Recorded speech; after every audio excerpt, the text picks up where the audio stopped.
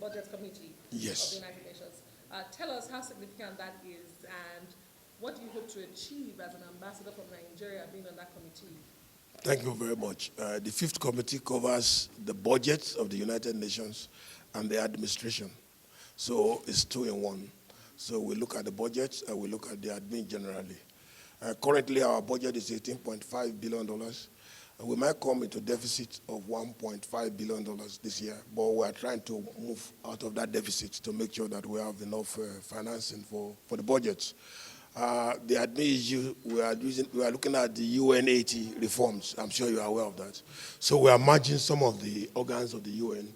We want to create efficiency and effectiveness instead of sustainable growth. You know, over the years, in the last 80 years, the UN have been using the language sustainable growth, but today we want efficiency and effectiveness.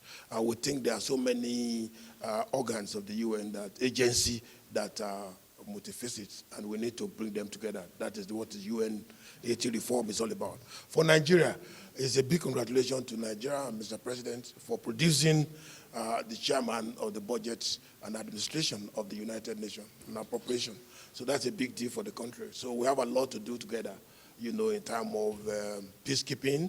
I want to see how much is Nigeria getting from the UN budget on peacekeeping.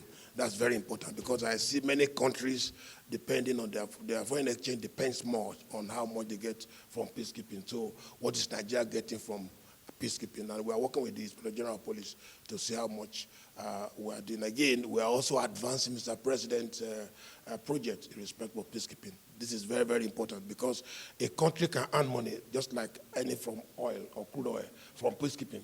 You know, so if your guns are nice, if you have a lot of recruitment and all that. So I see us paying out so much money on peacekeeping, about $6.5 billion every year. And then the general administration about $3.4 billion. So obviously we come to about 18 billion adding general services. Thank you very much. Thank you. Thank you.